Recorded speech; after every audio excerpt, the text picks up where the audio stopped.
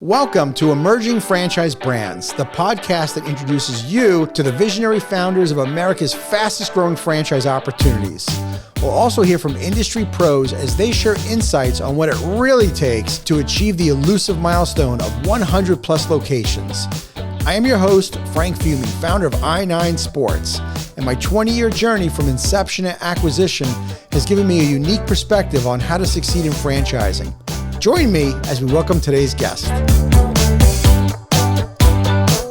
Hello, everyone, and welcome to Emerging Franchise Brands. I am excited for today's show. I have Drew McWilliams from the Ivybrook Academy. Drew, welcome to the show. Thanks for having me. Excited to be on your show. This is great. Well, you've got quite the story to tell us. I want to start going a little differently here. So you and I had a little pre-call about our podcast, and I learned that you are a co-founder. Your wife, Jennifer, is the other co-founder. Is that true? Correct. Yeah, I got to give her all the credit. I mean, she's the brains of the operation. I think she should have the founder title because it was her idea. Oh, really? And I get the co-founder title. So I'm just happy to be her first employee. That's all. But you're the face of the brand because you're the live wire extrovert, right? She's more of like wants to be behind the camera. She's doesn't want the attention. Yeah, I think that's good. I think in every relationship, whether it's work or marriage and life, there's always a yin and yang, and we definitely have an introvert extrovert marriage happening, and I actually even have that. I can see that in my kids. We have two kids, and we definitely have an introvert and an extrovert. So I'm the guy that loves talking to people like you and being on podcasts, and I can do this all day. And my wife would, not so much. So I get to do a little bit of extroverting with you right now. Cool. Well, look, I'll be honest with you. I'm actually the introvert in my relationship with my wife. I can't see it. I can't see it. I am not an extrovert. You're faking it really, really well. Okay, Jennifer will understand this. Here's the deal with us introverts. We only have so much extrovert battery. Because a true introvert, we have a little bit, we're not like totally like, hermits. We're not like, in a cave somewhere. Like we do have some extrovert energy, but once it's drained, dude, I'm done. Like I record 2 podcast episodes in a row and then a day, and I do that twice a week. But like after today, like after I'm done interviewing you, like I don't want to talk to anybody for like hours. Like I have to decompress when I drive back home. Yeah, so you don't get that though. You don't understand that. No. So that's funny because along the exact same lines, my wife and I had the saying. She actually came up with it. I think earlier this year. She goes, when I wake up in the morning, Drew, she goes, I have like, I'll use your battery example. I have like 10 sticks in my battery, and after I talk to 10 people, I'm done. Whether that's by like 2 p.m. or 5 p.m. I'm done. And you wake up with 0 and you try to get to 100 by the end of the day. And I'm like, that's exactly right. I started 0. How can I get to 100? And Frank, you're like, it's barely after lunch, and you're like the 50th person I've talked to. I'm like, oh my gosh, I got 50 left. Let's go. What else? Who else am I going to talk to today? God, no. You see, that's the difference. And my wife, she gets energized too. The more people she's around, so she gets more energy. So she'll be like, hey, let's go out with so-and-so for dinner. I'm like, we just saw them like, last week. And she goes, exactly. It was last week. And I'm like, I just want to be home tonight, but at the same time, it's like when I do the podcast, like I'm on, like I am totally me. This is who I am, but I only have like so much. Yeah, I only have so much battery juice, Well, again, I believe personally in marriage, and then also in a working environment, you have to have balance, right? Right. So I'm very lucky and blessed to be married to my work partner, and also we have that same relationship at home, and we do at work. So it's a great give and take. So you guys work well together then? Yeah, we have been married. I've been happily married for 19 years, and Ivybrook, actually, the creation of Ivybrook came about on our honeymoon. So we were on an airplane on the way to Hawaii, and they give you those, little square cocktail napkins, and we were, talking about, if you would open a business, it would be a preschool. We've had that conversation before, and I gave her a cocktail napkin, and I said, what would it look like? Draw me the building. Because I'm the real estate guy. Like real estate's in my DNA. And she drew on that cocktail napkin what is the blueprint of our first school. And I came back from the honeymoon and I said, build my wife her dream. I gave that cocktail napkin to an architect. And that is exactly the floor plan of our very first school that has now been open for 17 years. You are an amazing husband. Yeah. Well, I believe in my wife wholeheartedly. So I'm just excited she let me be a part of it. Oh, that's great. I believe in my wife too. And we definitely have our strengths, our weaknesses, but my wife and I, we worked together in the very beginning when we were running our men's softball league in New York. It didn't go so well. Like, she was amazing at what she did. Like, she was amazing on the phone and talking to people. But I was so controlling. Like, if she put the stamp on the envelope crooked, I'd have a freak out. And she was like, what's the big deal? It's a stamp. It's still going to get there. Or we would have like an introduction letter and a registration form. And she would stuff the envelopes and she would put the registration form in front of the introduction letter and put it in the envelope. And it would drive me up a wall. I'm like, how can you put a form in front of an introduction letter? So I think she quit on me a couple of times. So by the time I launched I9 Sports, she was busy raising the kids and stuff. And she was a great supporter and definitely somebody who I rely on to go back to and say, this is going on, that's going on. What do you think? But every day though, man, we couldn't work together. The first year was the most challenging because they're kind of tripping over each other. You don't know your lane. And that's kind of the vocabulary that we use both at home and in all of our franchise locations is figure out what your lane is and stick to your lane and don't venture into somebody else's. So, my lane is definitely the business side of things, real estate, business. I mean, hand me an Excel spreadsheet. I'm one of the few people in the world that is an extrovert and still loves Excel spreadsheets. I know those don't typically go hand in hand together. I don't know why. I don't know how that happened in life, but that's me. And so, but in the finances, I'm not going to have her look at QuickBooks and give me a P&L statement. That's never going to happen. At the same time, she is never going to ask me to go teach a class at an Ivybrook Academy. I am not a teacher, an educator. So I know our lanes. And, even in Ivybrook, even in our franchise locations, we have, it really has two mindsets you need to run an operation. Sometimes it's husband and wife. Sometimes it's you hire out the other role. One person needs to be in charge of the education, the curriculum, that school teacher mindset. That's one person. Then you have to have the business person, right? You got to have someone that knows the numbers and understands the P&L. You've got to have both. So you have to be able to marriage both of them. So a lot of our franchise owners, the best ones are really the husband and wives that have that ability. One takes one lane, one takes the other. I haven't seen someone yet that has the right mindset to do both, because that's two different skill sets. I'm not saying it can't be done. It's just not as easy. So if somebody doesn't have one skill set, then it either needs to be the spouse or you hire that out as your first person to come on board to work alongside you. So hope you don't mind. I shifted from the paradox of marriage relationships over to franchise good working relationships. No, it's true though. Do you guys measure? And I'm totally going off the script here because I've got so many different things to ask you about how you even identify those right people that are franchisees to get that right trait or personality. Do you use an assessment tool or anything like that to identify if this person has the right skill set to be a franchise owner? Because I'm sure you don't have all couples running you guys have. No, they're not, for sure. Okay. We have a pretty rigid system of screening people. I don't have necessarily a specific personality profile test that we put people through. But after, we've been in business for 17 years. Actually, today's our anniversary, 17th year today. Congratulations. Today is 17th year in business. So it's an honor to be on your show on an anniversary date. But we've been franchising for 7, right? So we've been in business for 10 years before we ever started getting into franchising. I will definitely say massive learning curve over the last 7 years. Just because you run a brick and mortar business, I would say uber successfully for 10 years, it is a game changer when you start franchising. It is a whole new company and everything. So you don't know what you don't know. Right.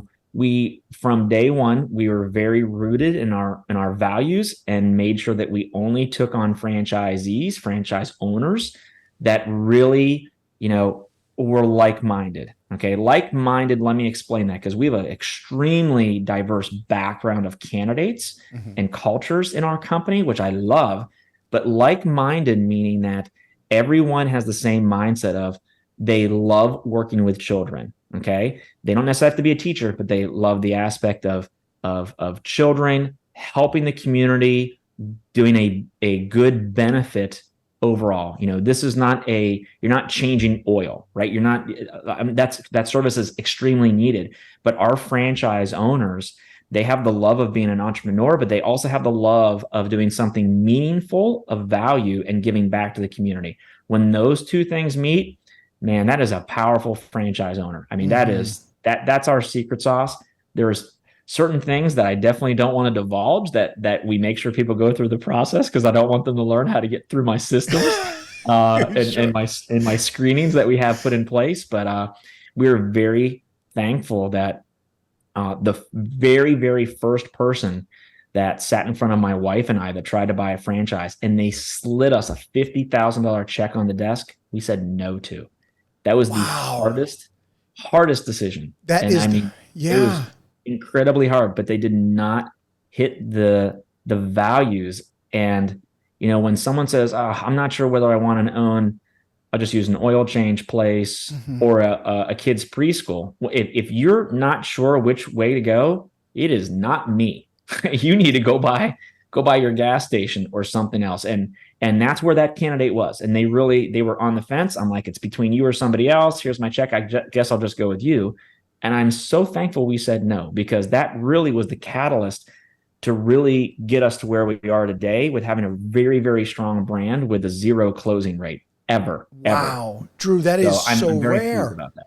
Dude, that is so rare, because then, like, one of the first things we hear when we first franchise our business is that, you want to keep the lights on, so you want to sell franchises, of course. And it is so hard to tell people no when you're looking at your checkbook, saying, I have 0. And the first check. And the first check. 0 revenue. Right. Only expenses. And this person that was hard. It was hard. It was good. It is very difficult, but I kudos to you, man. That's very, very, very challenging. But you sticking to your guns, making sure that they're the right person, is critical, because I've said this before, that I think like the first dozen or so franchises make or break the culture of an organization. Not just validating to say that this works or not works, but that culture becomes the breathing, living, organism of the company. The franchisees are so much part of it. And if they're not part of that mission, it's just going to be so much, it's like rolling a rock uphill. You just don't need to do that. I had a potential franchisee, I'll never forget, kind of similar, was he said, I love sports. And he says, I'm thinking of doing, he says, I'm going to be honest with you, I'm going to be contemplating, he goes, I might do I-9. He goes, I might actually open sports clips. And I was like, there's nothing wrong with opening a sports clips franchise. I was like, but you do realize that other than the name, there's nothing to do with sports. You're in the hair cutting business, right? And he goes, yeah, but there's sports, there's memorabilia. I'm like, dude, there's nothing wrong with it, but you're not in the sports business. And it was an epiphany for him. He realized that ultimately he did want to be in the sports business. And he was a very successful franchisee for about 15 years and sold it for a ridiculous sum of money. I'm so proud of him. He did all the hard work himself. He was one of my first franchisees out of North Florida. But same thing, like you have to make sure that they understand what they're getting themselves involved with, right? Yeah, for sure. Agreed. So you have, if I have the numbers right, you have 30 franchises currently open, but 42 under development? Well, that's changed since our pre-conversation, I think 2 weeks ago. We now have 51 under development. 50? We've sold a couple more in the last couple of weeks. Okay, there's emerging franchisors listening to this. There's potential franchisees listening. Yeah. How are people coming out of the woodwork to buying an Ivybrook? What's going on? Yeah, what's interesting, the bigger we get, the more traction we get. And I talk to my franchise, sales organization all the time and on a routine basis. And what's happening, the more schools we open and people drive past and see the name Ivybrook, it's just organic. We get a lot more every time I open a location in a new city, in a new state, the organic leads of, oh, Ivybrook, that sounds interesting. Let me inquire more. So that's been the biggest catalyst to get us the most attention. It's just growth. It's just organic. I haven't spent to this date. Now we're going to next month, but to this date, we haven't spent any money on advertising for franchising. Zero. Wow. I have a $0 budget right now. What? And ever had. Now we are changing that and going into advertising for specific areas starting next month. So for people that aren't familiar with franchising in terms of how us franchisors sell franchises, sometimes we use a outside sales organization. You mentioned the franchise sales organization or an FSO, because sometimes on the podcast they'll hear FSO and they might not know what that means. Have you been using this outside sales organization from the beginning? I do. If I'm allowed to name drop, Brand One has been my FSO for the last 5 years. And man, I can't tell you how much success is kudos to them. I mean, I have an amazing relationship. They do an amazing job for us. They're the ones that help us screen and find the right candidates and put them in the right seat. And I couldn't be where I am today without them. So they have the utmost respect and integrity for helping us get to where we are. Wow. I've had direct experience with using an FSO. I've had my own salespeople in-house. We moved on to having people out of the office, having outside salespeople. That has worked out well, but you don't generally hear great things about the FSO experience or using that outside sales organization, because some people feel like, oh gosh, they just bring everybody through. They're just trying to make commission. They're literally just trying to push every candidate through, saying they're the perfect guy, perfect girl. You need to sell them. You need to award them a territory. But that's not what your experience has been. Not the case. Not the case. That's great. I will work with Brand One and until infinity and beyond. I mean, they do me right, and they do our company right, and they do our franchise owners right. And they're in it for the long haul and for the company's success. And that's what I want. Wow. So you're in obviously a very, very hot segment in franchising in children's preschool, but what makes you guys are in the top 10, right? In the country? We are. We just cracked the top 10 in the country, and that is looked at by number of students enrolled. So we have over 4,000 students enrolled across the country in 30 locations. And that's just going to get a lot bigger as we got 52 more to grow into. Okay. So everybody's going to want to know, what makes Ivybrook unique? Why are you guys different? Yeah, we're a niche, Frank. I mean, we are a half day preschool. The what makes us different is that the first two words I said, half day. Okay. So a lot of the audience and a lot of people around the country, they understand the term preschool. If not, they understand the name daycare. So now what's the difference here, right? The word preschool is kind of watered down. The half day is what the differentiator is. We cater really to parents that elect to stay home with their child and raise their child, or since over the last couple of years, we all know the work from home population has increased, which only helps me, has not hindered me. It helps my segment. So we are catering to families that want to send their child to preschool half the day. We have a morning or an afternoon session. You cannot attend both. And then let's say they come in the morning and then they come home, the parent picks them up, they come home for lunch, and they still have that ability to either nap in the afternoon, or they socialize, or spend quality time with mom or dad before they go off to kindergarten, first grade. So we provide that ability for parents to have both. They want their child to have the education and the enrichment and a good head start in life, but also think about the socialization, right? The socialization of how to interact with peers and how to sit at a table, and how to go stand in line or going to the water fountain. Those are all little social cues that are kind of that means everything to us, but that's not taught until you get into a schooling environment. Mm-hmm. So parents are able to accomplish all those things, but then they still have that ability to spend that quality time with them before they rush off to first grade or kindergarten and they don't see them anymore. So we provide that niche across the country. It has typically been that niche has been provided by churches and religious-based institutions across the country, which do a fabulous job. It's just not academic. They're they're singing songs, watching movies, coloring dittos and worksheets, which is great. That's fine.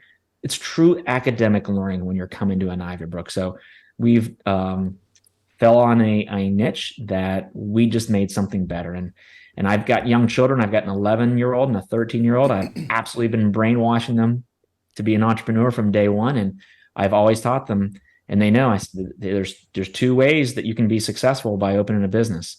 In my mind, this is all Drew's personality. Let's hear it. Number one is you've got to create something that's brand new. Okay. You've got to come up with something brand new that nobody has done before. Mm-hmm. Number two, make something better. Those are the two ways that you're going to be able to make a successful brand or a business. So what we did was we did option two. The half-day preschool market was out there. It's been out there for probably a century. We just made it better. And that's what Ivybrook is all about. And that's what the half-day preschool model is. Wow. I was going to say, it's not what you do. It's right. We hear it's why you do it. Because anybody can compete with you and say, oh, all right, so Drew does this half-day preschool. Well, heck, I'll open a preschool tomorrow, make it half-day, and I'm going to see the same success. That's not going to make you successful. Yeah. 17 years of ironing out all the kinks is it's a lot of time, it's a lot of effort, and lots of zeros, I can tell you, in financials that have gone for what should not be done. Yeah, isn't after that 17 years? I feel pretty good that we are on the right track now. Isn't that amazing? It's sometimes it's making the mistakes that are key. I always felt like the reason why we were successful is because we made a lot of decisions. Like I made a ton of mistakes, but I made them fast and I learned from them and I didn't make them a second time. But ultimately it's making the willingness to make a lot of decisions is critical. Yeah. But think of it just you, Frank. I'm going to interview you. Let's turn the tables. Okay. Did you learn more from your successes or more from your failures? Well, fortunately I had so many failures that I learned from them, and that's what got us to where we were. It was definitely not from the success because I didn't reflect on anything when I succeeded. It was like, oh, that worked, and you just keep moving on. See, I 1,000% agree with you. I learned so much more from failures because it burns. It hurts me so bad. Whether it was a bad decision, I will make sure that I will never do it again because it still burns in me, right? Whether it's a bad hire, a bad vendor, something else. So, I make decisions quickly, but equally, if they're not the right ones, I will equally correct it quickly too.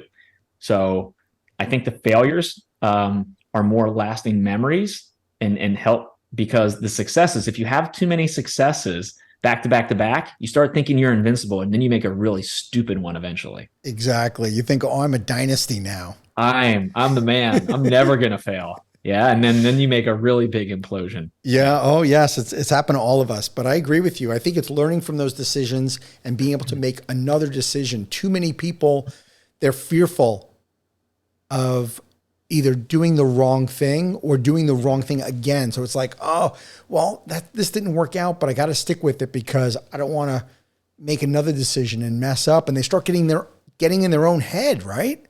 Yeah. And that's why, that's part of the reason why I think so many franchisors out there don't get to 100 units. We all think that franchising is this, oh my gosh, if it's a franchise, they're a huge brand name, but most franchisors do not have 100 locations. And it's because of things like that, where they can't make another decision, where they don't change on the dime, where they say, this didn't work out, and they don't learn from it.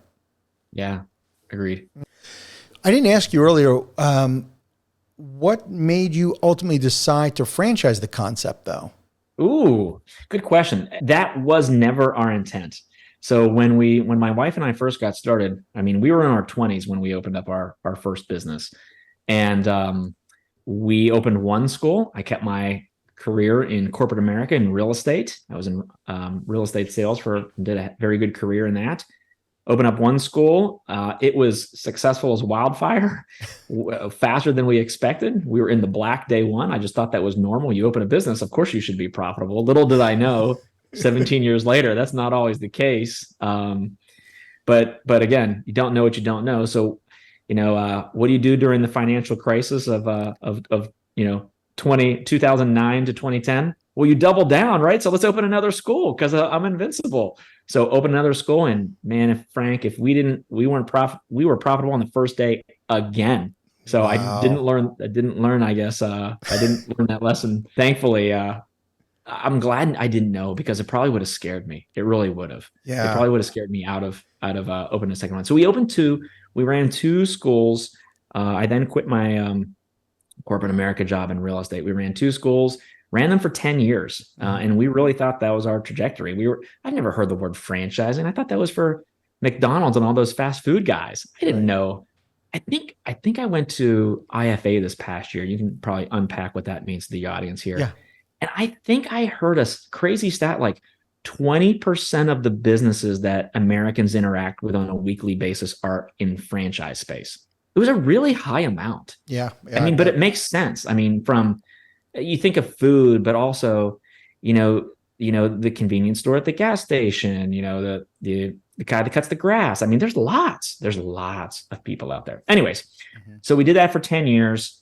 And then it was our customer base that really got us into franchising, to answer your question. We live in Charlotte, North Carolina. Charlotte is a very transient city, very, very big banking city. So people were getting job promotions and transfers, going to Florida, Texas, wherever it is. They would have to pull their child out of our school. We have a long wait list. We would backfill that pretty easily. But then they would move to Florida, and then they would start calling my wife the next week crying, I can't find an Ivybrook. I can't find anything that is like you here. My child is going to regress. And for 10 years, people were calling us and saying, you got to open one here, open one here. And Frank, I guess I'm not very smart, because it took us 10 years to finally figure out, maybe we should look into how to expand the company. We're like, oh, that's so nice. That's flattering. I like Charlotte. I'm not moving out of Charlotte. And then we had to figure out which route to go. I didn't want to do company owned one. I thought, that takes so much capital, licensing. Discovered franchising, and I've really fallen in love with franchising. I got my CFE this year, certified franchise expert, which I'm very excited about. That's how much I like franchising, and it was our customer. So I appreciate all of them, and they're the ones that really was the motivation, and really two mindsets. And again, going back to, my wife and I, different mindsets, my mindset is we just had 10 years of people that just did market research. There's demand out there, right? There's demand that I need to fill as a business owner. They just did 10 years of research projects for me for free. Okay. Of course, they did a little bit more than that. And then on my wife, she goes, look at all the children we can help. Look at all the kids across the country that don't have this opportunity that we can help. And again, when you marry both ideas, it sure doesn't hurt. Sure worked out well. Wow. I don't want to confuse different podcast episodes, because we don't know when this one's going to air, but I will tell you that I just recorded another episode with a founder in the child-related space. It's a woman that has made a huge impact on the lives of kids. And she said almost word for word the same thing that you said. Oh, no I was thinking your wife said about what drew her to franchising was, I never realized how much more impact I could be making on people. And that was what drew her in. It's like franchising finds us. You hear that all the time, but it's true. I don't really know of anybody that started a company and said, oh, I'm going to go right to franchising. You don't even think of it. You think of you're fulfilling a need, and you're making it different. Like you said, it's either unique or you're doing something, making it better, and you just start doing it. And ultimately franchising though is that, obviously I'm a huge supporter of franchising, in that I also get the ability to have people working the business side by side with me as franchise partners that I could have never afforded as an employee as well. Yeah. But they have all different skill sets. So what does the skill set or background of an Ivybrook Academy franchisee look like? What are some of those traits and backgrounds? Yeah, good question. It's really two different mindsets, as I was kind of alluding to earlier. I'll unpack a little bit more. Either someone that has first of all, most of our franchisees are couples that have children at some age in their life. Doesn't have to be Ivybrook aged children. Maybe they're in college, maybe they're, young adults by now, but that seems to be the consensus thus far, because they get it, right? Mm-hmm. I mean, they're parents, they have kids, they get the need. I mean, they're explaining exactly what I just did. They live through it with their lens and perspective of, oh man, I wish I could have had this for my kid, right? That's very common, all right? Now, their backgrounds in life are very diverse and different. I have some, obviously the easiest one to think of is I got someone that used to be a teacher. I got someone that was a daycare director, but I also have people that were, business, C-suite executives in corporate America, and they want to get out of corporate America. That's kind of all of franchising, right? But they're very good at running the business operations as far as, the metrics and the KPIs and the P&L statements. And then they're really smart with their first hire needs to be the on-site school director, right? The principal. I mean, so those are the people that, and every time they come through and they attend a discovery day to learn more about our brand, we are very upfront and we tell them your first hire needs to be your counterpart that is the other side of the business. Okay. So whether someone comes in with an education background, we tell them we need to hire you a business person first, or a business coach, which we have a business success coach on staff now, which I'm pretty pumped about. Sweet. And then if they come in with that business mindset, we equally tell them, hey, we need someone that is, out front, talking about education. So we're going to hire you the counterpart, and we can work with either skill set. That is so smart that you customize it. It's not a one size fit all, that you're truly taking their profile, taking their background, and you're not even telling them to wipe it clean. Like, in other words, you're really putting value into their skill set and their background and applying it to this business, which is in some ways unique, because some franchisors would be like, no, this is how we do it. And I don't care what your background is. Here's how you make the McDonald's, here's how you make the Big Mac. And in your case though, you're actually taking their background and rewarding them for it, and you're applying it, and you're appreciating them for who they are. Yeah. The best owners, the best franchise owners, franchisees are the ones that don't mind identifying their weaknesses. I mean, the people that think that they can do everything are probably not in the right seat. And the ones that know their strengths and know their weaknesses, and then help to overcome their weaknesses and are upfront about that and can be humble, man, they're going to be a rocket ship all-star all day with me. What was it like though when you first became a franchisor? So you start out, you get that first check, you get that first franchise Yeah. And what was life like for you guys? And where was that? I turned away that first check. So I guess it would be the second check, right? Right. So we had our annual owners conference last month, and the very first 3 franchisees, I consistently tell them every time I see them, I am so sorry we didn't know what we were doing when you guys first signed on. And thankfully I have an amazing relationship. Like I mean, they'll give me a hug. I give them a hug. I mean, like really, really good friends, good friends. And I just apologize. We learned so much more in 7 years than we did that first year. I am just like, I didn't have anything buttoned down. And they're like, what are you talking about? Everything seemed fine. I go, no, you really just don't get it. Like, it was really not the same process we have in place now. I'm like, oh, everything seemed fine. I'm like, okay. But here's what's great. Like, they are the 3 absolute best performing franchisees. The first 3, they're amazing.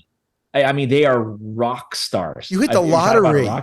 You hit the lottery 3 times early on. 3 times. Boom, boom, boom. 3 in a Whoa. row. 3 in a row. And I mean, I'm not talking about just financials. I'm talking about enrollment. I'm talking about customer service. I'm talking about staff retention. I mean, they hit everything out of the park. First 3 in a row. And how about that being the base and the benchmark for everybody else going forward? If these 3 can do it, you can do it, right? Yes. And let me show you how to do it. So they and people ask me, how did that happen? Because we poured a crap ton of time and effort into them. We lived with them, literally. We would not. I'm never going to let anyone fail, first of all. And second, I'm really not going to let the first 3 fail, right? And everybody knows, as a franchisor, your first 10 people set the bar for your success and trajectory for the rest of your career. Say that again. I want the entire audience to make sure they heard that. Okay. Your first 10 franchisees set the bar and the success for the rest of your life. Meaning, I'll unpack that. If you just take checks from the very first 10 people that give them to you, and you don't vet out that they're the right cultural fit for your brand, and they start closing, you will never open 11, 12, 13, and beyond. So your first 10 people are your validators for the rest of your life. And that's what these 3 people, my first 10 people, we rotate. They go through once a month. They're typically on calls with potential candidates talking about exactly what it's like to be a franchisee. And God bless them. I mean, they're giving time out of their day and their busy schedules for free to help try to grow the brand, because that's how much that we've poured into them, and now they're paying it forward. I'm not surprised at your success. That's no surprise at all. I think you said the most valuable. I married very well in life, Frank. That's really. I did too. I surround myself with really smart people. My best trait in life is I'm really good at hiring people smarter than me, and obviously marrying one too. Yes, me too. I couldn't agree with you more. That's the secret, right? Is surrounding ourselves with great people that complement our weaknesses. And how did you know though, when you were able to start scaling more quickly? You had these first 3 that were hitting success, Yeah. but I would imagine though, it wasn't right then. Like, okay, now we can start growing this thing fast. Right. Was there like a trigger point? What was this? Tell me what happened when you like, okay, now we're ready to start growing this thing. Yeah, it's kind of it was a crawl, walk, run kind of pace. I mean, it was very intentional. So I live in Charlotte, North Carolina, and if you live in the Carolinas, they're not really big states. So we kind of call it the Carolinas. It's kind of plural. We call ourselves one big state, depending on geographically where you live, especially in Charlotte's right on the border of the 2 states. So we wanted to stay in the Carolinas for the first 2 years. Okay. So we really wanted to make sure that if an emergency ever happened, I want to be able to be there, within a couple hours. I mean, Charlotte, obviously that's easy. Expanding your own city. Went to Raleigh next. That's 3 hours away. So I wanted to be close. For some reason, initially I felt if I can be there, I can solve the world's problems, right? I can fix everything. All right. That was just the mindset, right? Then this wonderful thing called Zoom, I can fix anything from home, like anywhere now. So we did that. And then we expanded. Well, let's go bordering states. Okay. So let's do East Coast. So the bigger we got in geographical reach, the more comfortable we felt by being able to support people differently. Texas is one of our big states. I've got, 3 schools in Denver right now. I've got, schools opening up next year in Phoenix, Arizona, which is the farthest west we go right now. So it becomes a lot easier. The great thing is, we're a service-based business.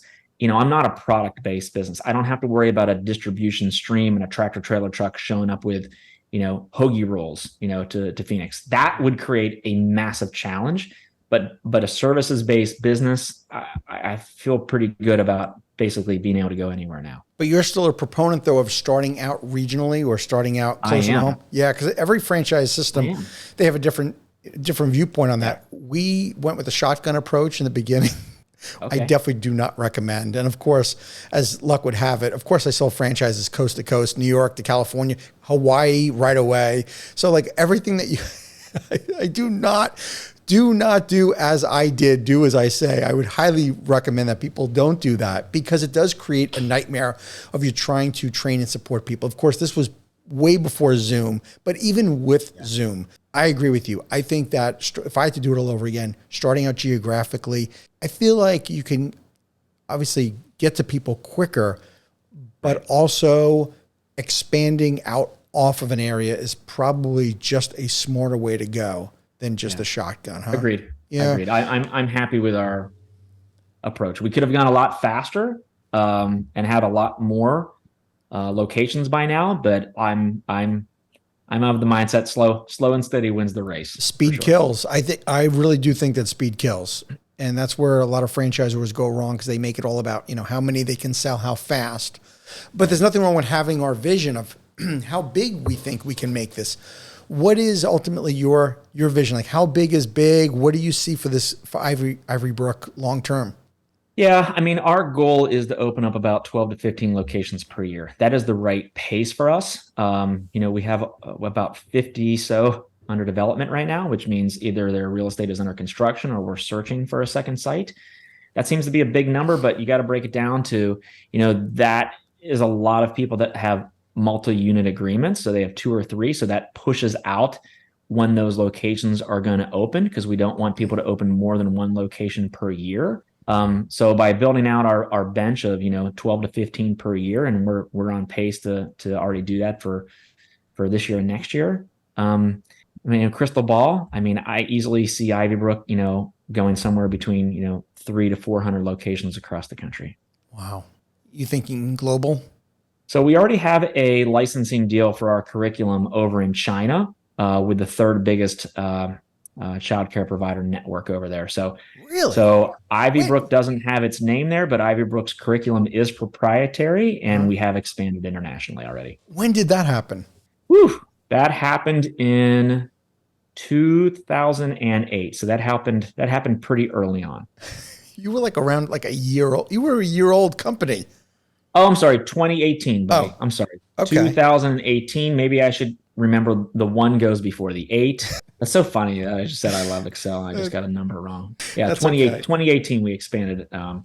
So timeline for our company is we opened up our first location in 2007.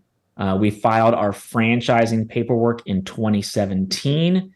We did our international licensing agreement to China in 2018. We sit at in 2023 right now, and we have 30 open locations and 50 more under development, giving us a total of 80 signed agreements. Wow. All right. In all these years now, what's been your biggest surprise in franchising? That's a great question. I don't get asked very often. Biggest surprise in franchising is it is truly a complete different company. So even though I ran the brick and mortar company, I would say extremely successfully for 10 years alongside my wife, the franchising industry is completely different. It is new lingo. Obviously, it's a new company EIN number, different staff. It's really more about it's coaching. The brick and mortar schools is about teaching and curriculum. Okay. Now we go over to the franchise company because I got my hand in both, and that is about coaching and really developing people. And it's a lot more coaching people than it is about teaching them the process. Yes. I was so surprised too with the idea that most of my franchisees, it was their first business that they had ever gotten involved in.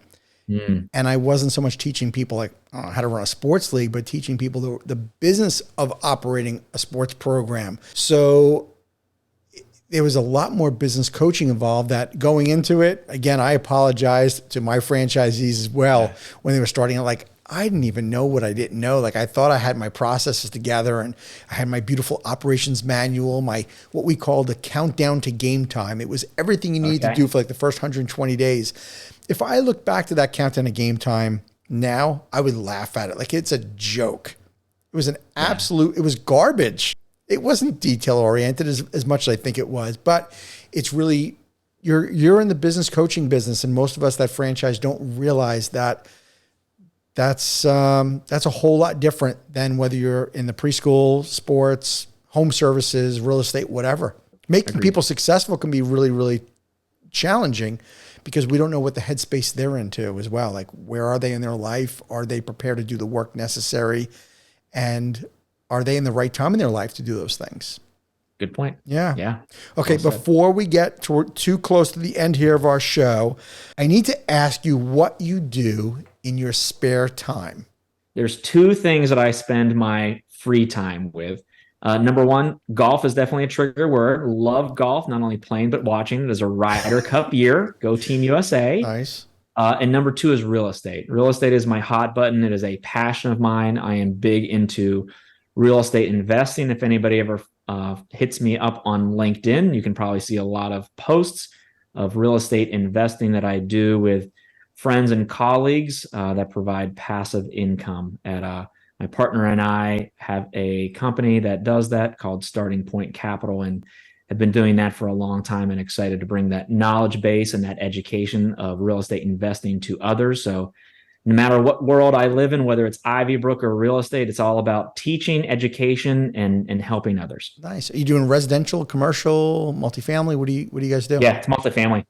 Residential multifamily, where we're going in and it's an operator. I'm not the one running the property by no means. I'm already pretty busy in the Ivybrook world, but finding the right opportunities to invest in a multifamily property that needs a little bit of upfitting and be able to provide value again to homeowners to be able to live in there, not homeowners, but renters to be able to live in there, fix up the property. Real estate has created more millionaires in our country in its existence than any other industry.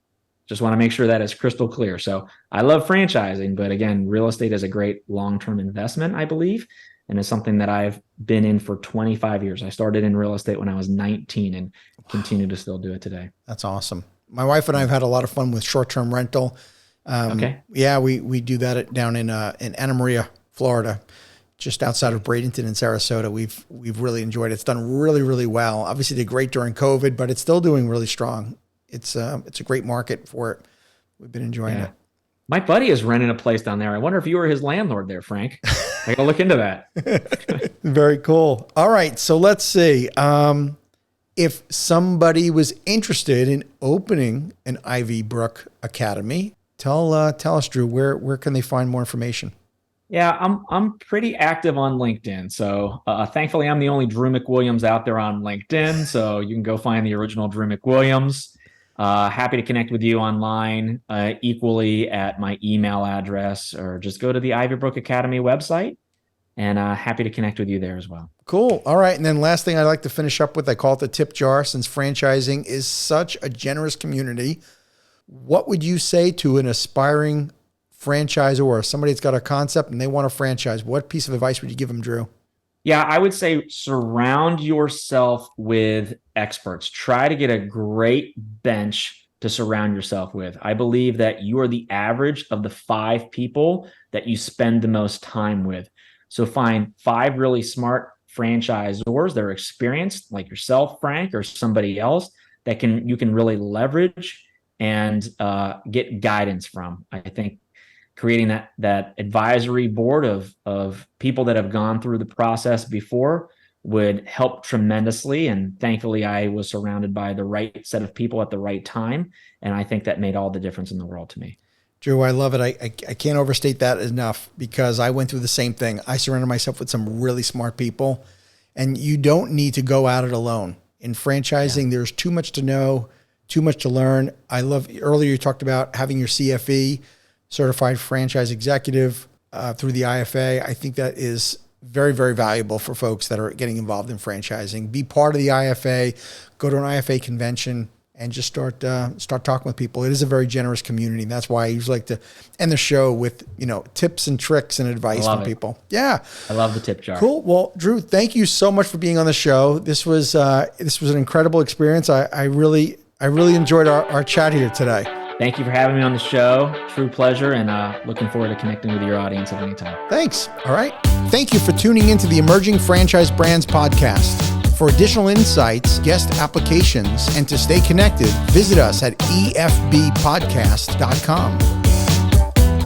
The Emerging Franchise Brands podcast is for entertainment purposes only, and the views expressed do not necessarily represent those of Emerging Franchise Brands, its host Frank Fumey, or Emerging Franchise Group, LLC. Any discussed franchise or investment opportunity requires thorough investigation, obtaining proper disclosure documents, and expert consultation before making any investment decisions.